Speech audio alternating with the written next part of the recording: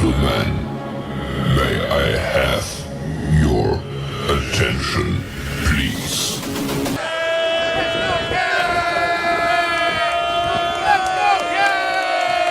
The show starts in 3, 2, 1, go.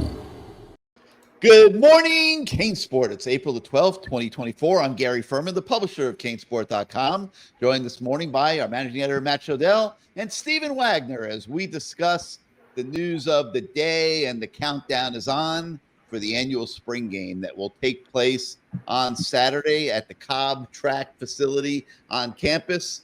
Those of you that are chocolate lovers, check yourselves at the door. This one is going to be as vanilla as it gets. I promise you that. I would not expect to see too much out there on the field schematically, and certainly things that they're going to want to do against the Florida Gators on opening day.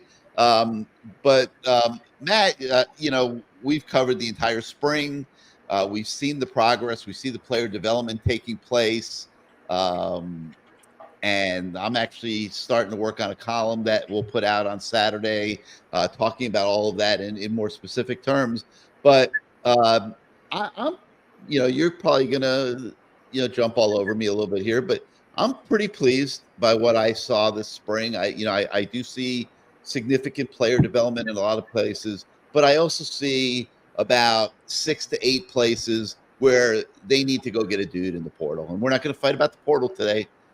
We did that the other day, but I do still see 6 to 8 places where I want to see a dude in the portal. I think they will be active.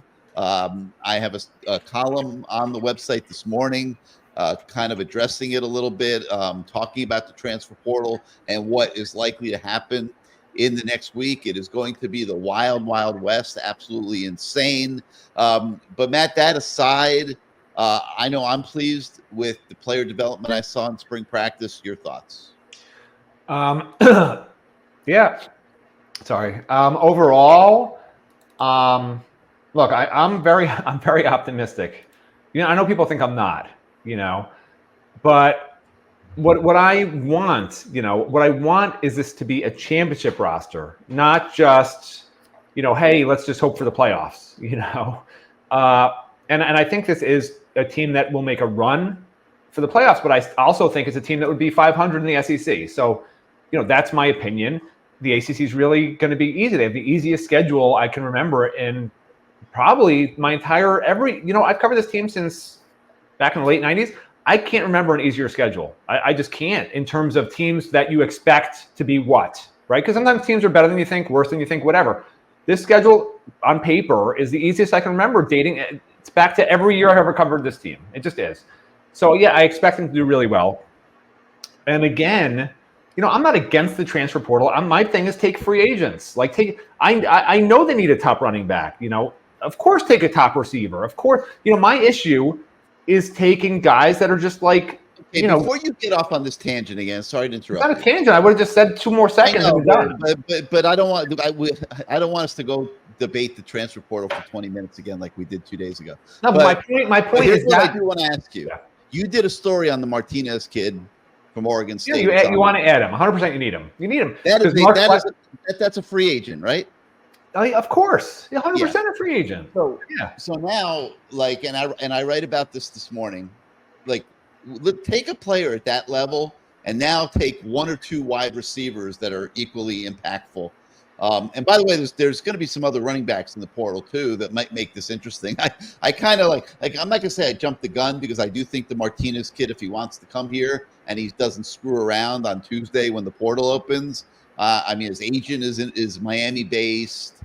He's Martinez. He's got the Latin connection. That'll be great. And he's a Mario Cristobal style football player, just from top to bottom. This kid is made for this football team, for this offense, and I do think if he wants to be here and he doesn't mess around on Tuesday when the portal opens, that he will have a chance to get, to become a Miami Hurricane. That's just my opinion. We'll see what happens. But there's going to be a couple other dudes that are going to be in the portal from what I'm hearing behind the scenes. I'm not going to say their names yet because they're not in the portal yet. And I don't think that's fair. Number one, they might decide not to go in the portal. And, number two, I don't think, that I need to break the story of a kid in another school is going to go in the portal just because I've been hearing it. So we'll wait a day or two on that and see how that evolves. But, the thing is that you take that level of portal recruiting and transfer recruiting and you extrapolate it now to 1 to 2 wide receivers, 1 to 2 defensive linemen, possibly a linebacker, 1 to 2 defensive backs. Okay. That's going to be the wish list on Tuesday when the portal opens. Now, you bring in talent, Matt, the level of the Martinez kid, and I don't think you're having a debate with me about the transfer portal. I mean, you have a reasonable amount of common sense. I mean, I've been around you for a long time. I mean, if they're bringing you can talk about it forever. That level of talent, you're not upset. You're going to be changing your tune a little bit. Yeah, of course. Look, of course. Again, okay, I'm not going to rehash everything. The last 2 years, he's taken bad portal guys overall. The team hasn't done well. The portal guys have clogged up the roster. And he did it again the first window. Now you're telling me the second window he won't do that. If he doesn't, I'm all for it. If he takes those 4 or 5 free agents, that's all that they need. Great. That's all I wanted him to do. Take like 6 or 7 overall total free agents and be done with it. You don't need 15 transfers and 4 or 5 of them are free agents. Like that's not for me. You're going to be happy this cycle. Okay, well, I'm not going to talk about transfers. You guys, what you want to know about the team? This team should win 10 games just on paper. Could be even better than that. Like there's nobody on the schedule I think they're going to be major underdogs against. I think FSU is going to be worse than last year. Louisville, they can win that game. Louisville's going to be good. But they can win that game. So those are probably the only 2 games they'll be underdogs, quite honestly. And, we've seen Miami lose games that they're supposed to win in the past. Maybe this is the year they finally get over the hump on that. And the only point I want to stress beyond that is they keep loading up on offense. I know Mario loves his offensive line. That's his bread and butter. He wants a quarterback, a running back, makes the offensive line look great. But the defense is going to be the Tyler Van Dyke heel of this team. Like that's what I see right now. I see a defense that might struggle. The secondary has been a mess. The safety position has not found answers. And yeah, if they can get a free agent cornerback and a free agent safety, that's going to help a lot. I don't know if they will. We'll find out when they decide who they're going to be able to get. We'll have to see what's there. And now the defensive ends to me is a little bit of an unknown. I don't love anybody on the defensive line at all right now, except for Ruben Bain, because I don't know what Akeem Messidor is going to be like when he gets on the field in his special magic cleats. I don't like anyone on the defensive line except for him. That's it, from what I've seen. Okay, linebackers, I actually think that's the strongest position. And if you told me before the spring that I would be saying linebacker, which basically has Wesley Saints, who's been very average for 2 years, and obviously I like Francisco Maligoa a lot, and then all guys behind them that have never played reps. If you told me that was the strongest position on defense, I'd be like, oh my God, that my hair's on fire.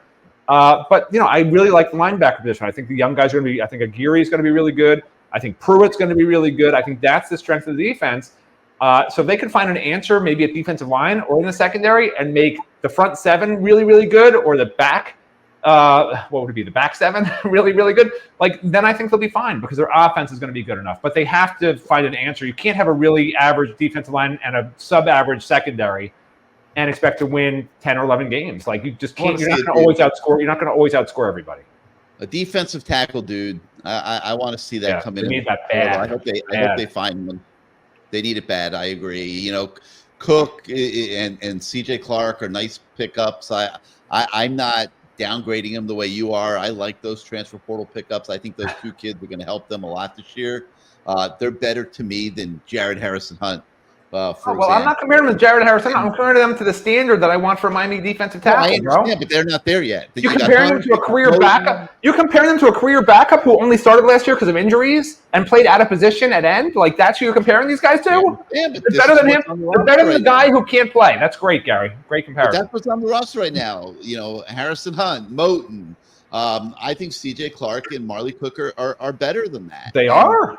Yeah, so I like those pickups, and you like them because they're better than guys who shouldn't be playing. That's a great standard. That's the Miami standard, everybody. When Mario Cristobal talks about the Miami standard, As long as you're better than the guys who should be on the bench, that's the Miami standard. That's the Gary Ferman standard, everybody. Am I right, Steven, or am I right? Get better every day, man, brick by brick. Now, Steven's not gonna get involved. I'm coming to you right now, man. I'm coming to you right now. So all this comes together on Saturday. We got a spring game. And listen, the reason this thing is on campus is for recruiting.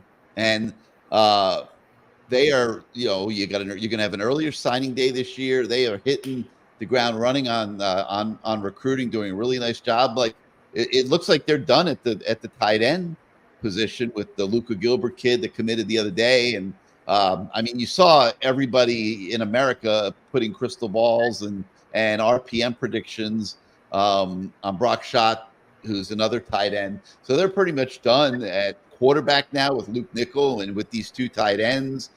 They're just chipping away at this next recruiting class.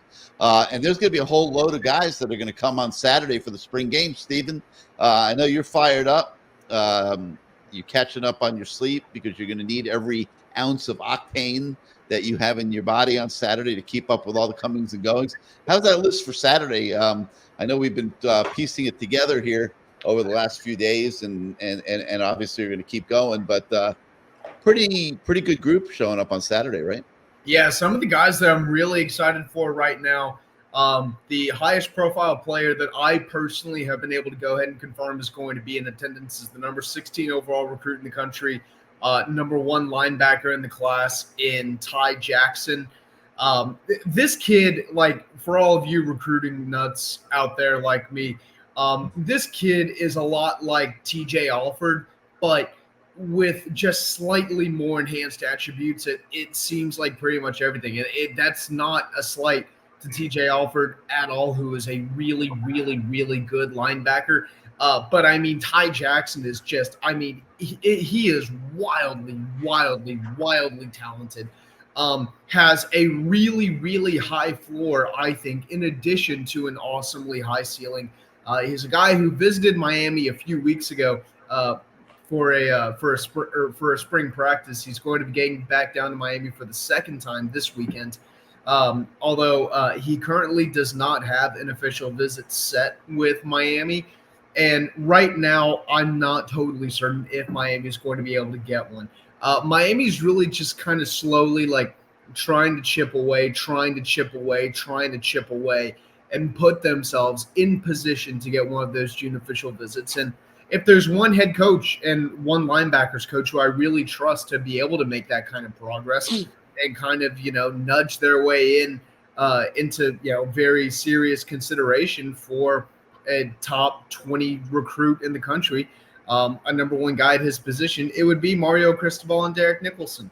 I really do have a lot of faith in them as recruiters. And I do think that as long as they can keep kind of getting Jackson back to campus, I mean, Miami can't be a team that can be slept on there. Another guy who's going to be down there, who I'm also really excited about, think he's right now like the number 22 prospect in the On3 industry ranking, Solomon Thomas. Very, very high 4-star offensive lineman, currently committed to Florida State. And whenever he committed to Florida State back in December, it came as a little bit of a surprise to everyone. Not necessarily that he picked Florida State, but that he committed to Florida State, I mean, right whenever there was a ton of chaos around signing day. And it almost kind of got, lost in the weeds a little bit for a kid that big, just because so many reporters and so much attention was really focused on signing the 2024 class. And then all of a sudden the top 25 kid, he just kind of commits in what was really kind of like an under the radar way a little bit to Florida State. But Miami has continued to chip away at Solomon Thomas. I think Miami is going to have a very, very, very real shot there at the end of the day. Florida State, obviously not giving up easily. But, I mean, man, you look at Alex Mirabal and Mario Cristobal's track record at signing and flipping top-tier offensive linemen, especially guys like Solomon Thomas. I mean, you have to feel really good about where it seems like things are heading there. And then also another 2026 guy who I did want to go ahead and mention, while I'm here on Good Morning CaneSport, has to be Justice Fitzpatrick. I'm a Steelers fan, so I'm more than familiar with his older brother Minka Fitzpatrick. Him, Minka, and his mom all had a chance to get down to Miami last week, I think it was. They were able to spend some time with Mario Cristobal and Justice, who is now over at St. Thomas Aquinas and has been looking really, really, really good for over at St. Thomas his first 2 years in high school. And I thought looked very ahead of schedule as a sophomore. He just, I don't think, received quite as much playing time because he was just stuck behind such an experienced group of players in front of him as a sophomore. But his junior year, I think I'm expecting a really big breakout year. I think he's as polished as they come as far as safeties go in that 2026 class. And he's a guy who Mario Cristobal has sunk his teeth into early. Mario is playing the heck out of the local connection angle. He's playing the heck out of the St. Thomas Aquinas pipeline angle. And I think just as important as anything, he's playing the familiarity angle. Justice met Mario Cristobal whenever he was 7, 8 years old, and Mario was recruiting his older brother Minka to Alabama. Now he's doing the exact same thing with Justice, and Justice said that whenever he had a chance to go down to Miami's campus with Minka and his mother, he said that Minka was looking around practice and noticing, man, they're doing things pretty much exactly the same way that we used to do whenever I was at Alabama. And they had a chance to sit down and chat it up with Mario and catch up a little bit. And Minka's standing over there thinking to himself, man, he's really the exact same guy who we thought that recruited me to Alabama all those years ago. Although I do want to clarify, I've heard it's been very, very, very, folks have been very adamant that Minka is not going to play a huge role in Justice's decision. Minka is not going to say, hey, man, you should go to Alabama. So Justice ends up going to Alabama. However, Justice definitely wants to go somewhere that his whole family can get behind. He wants to go somewhere where, mom, dad, brother, sister, everyone, they're all in agreement. Yeah, we think this is going to be the best spot for you. Although he did tell me that most of the time, his parents, and his whole family are usually on the same page about which school is best for him. And right now, that's kind of the way they feel about Miami. So those are some of the really big headliners in the 25 and 26 class. But we're expecting a few dozen really big time recruits. I don't want to make it sound like they're only getting 3 guys and that's it. Those are just the 3 guys that I kind of want to hit on real fast. But I think we're definitely going to get a few dozen really, really big names. You remember just how big the spring game was last year. I expect it to be just as big, if not bigger, this year. Especially now that Miami has the advantage of being able to get these recruits on campus early in the morning and then get them to hang around campus all day for the spring game. All day, yeah. Hey, how come you don't interrupt him? Hey, Gary, you interrupt me. You never interrupt him. What's the matter with you? Interrupt him once in a while. Jeez. Steven makes so many intelligent points. I don't dare interrupt him. Matt, when I talk, I have things to say. Mm-hmm. You talk because you go, oh, I met Shodell. Yeah, you just oh my God. What did I do to you, Steven? I'm so nice to you. Repeating and recycling your anti-transfer portal rhetoric. And people are bored of that. I'm pro free agent, anti-transfer portal, correct. God forbid. All right, so Saturday, it's all about recruiting, no doubt. I mean, it's going to be an all-day recruiting festival at Miami, but there will be a spring game at 4, and about 5,000 people, I think, will get to come watch it. And what it's going to be a coming-out party for the new-look Miami offense with Cam Ward at quarterback. But don't expect to see anything, beyond just basic plays, because they're not going to show it. Like I said earlier, you're going to see, very basic plays. If it doesn't go well, and I will tell you, the defense has been doing better in practice this past week, so it may not look as pretty as it hopefully will look in the fall. Don't panic or anything. But they're just because they're not going to be doing a ton, not going to be showing a lot. It's going to be very base versus base, offensively and defensively. They're just filling their obligations to the ACC network to televise a spring game. The first half, there'll be controlled tackling. I believe the second half they'll just be thudding. Like they're not going to be doing a lot of full speed, full tackle type of work out there. But just a nice day for the fans, nice day for the recruits. And one of the stories we do have on the website today, though, is a primer for you guys on who has the most to prove on the offense going into the spring game. And Matt, took charge of that story. You isolated some guys, and I really like the guys you picked. Christopher Johnson, a running back who's had a spectacular spring and unquestionably will be in game plans in the fall. Samson Oklahoma, who's trying to prove that he's ready to play on the offensive line by next season. I don't know that he's there yet, but he's making good strides, and a lot will depend on how his summer goes. Elijah Arroyo, the tight end, back healthy, unbelievably impactful during spring practice the last few weeks. He was going to be back to being a big part of the Miami offense. Has looked really, really good out there. Wide receiver Isaiah Horton, a guy nobody really thinks about. He has been a dude this spring. He has gotten progressively better week after week. I hear he's making a ton of plays out on the practice field. So keep an eye on Isaiah Horton when you're out there on Saturday. Those of you that are able to go. And then, of course, there's Cam Ward. Matt, this is an exciting time for the Miami Hurricanes offense, without a question. And it's going to be nice for the fans to just get a little bit of a glimpse of it. Even if the plays are going to be vanilla. Well, yeah, the headline is, and you already gave away the whole, I may as well make it free now instead of a pay story for subscribers. But the idea was who has the most to prove. So I think a lot of people will be surprised that Cam Ward is number one. But the expectations for Cam Ward, it's like he's Ken Dorsey for some fans. People are like, we haven't had a quarterback like this ever, like he's the greatest thing ever. And you know what? He's had some great moments this spring and also some very average practices from what I've heard. So we'll get a chance to see him in front of the fans for the first time. And honestly, it's the format. They're just doing basically it's a half. They're doing the first half. The second half is thudding. I think they usually last year they had a running clock. Like the second half is just like a waste of time, in my opinion, in terms of really being able to see a lot in terms of guys, are they breaking tackles? And you can't break a thud, right? I mean, just go like this and they whistle them dead.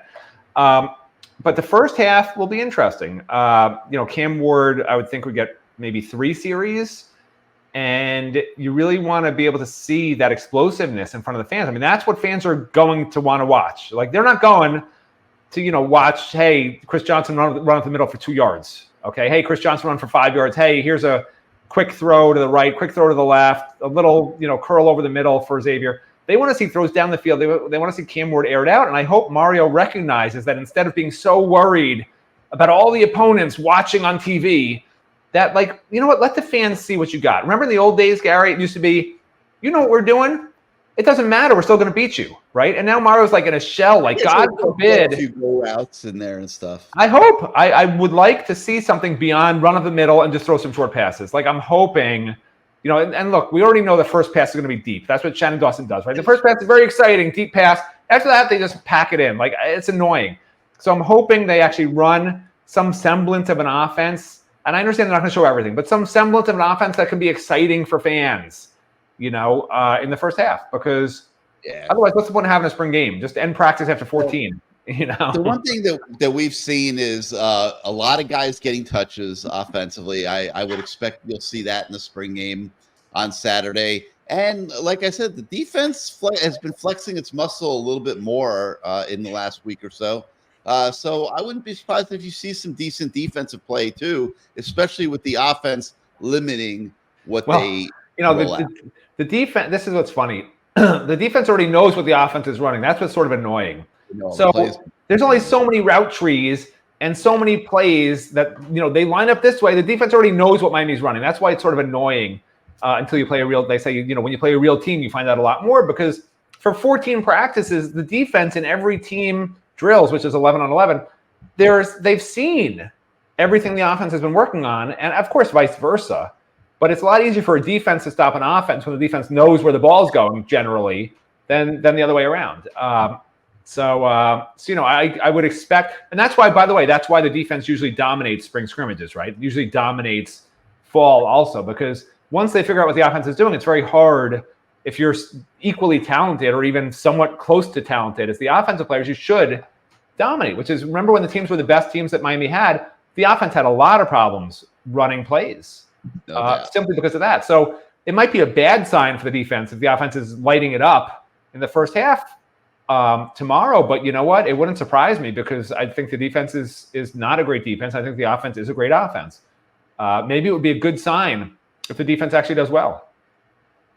All right. So in addition to looking ahead to the spring game, in addition to previewing some of the visitors that are going to be out there on Saturday and putting together a list for you guys, all of which will be on the website at different points today. We also had the chance to speak to a few recruits that visited Thursday's practice. We got a story on the website with a kid from Opelika, Alabama. He's a 4-star defensive lineman by the name of Malik Autry.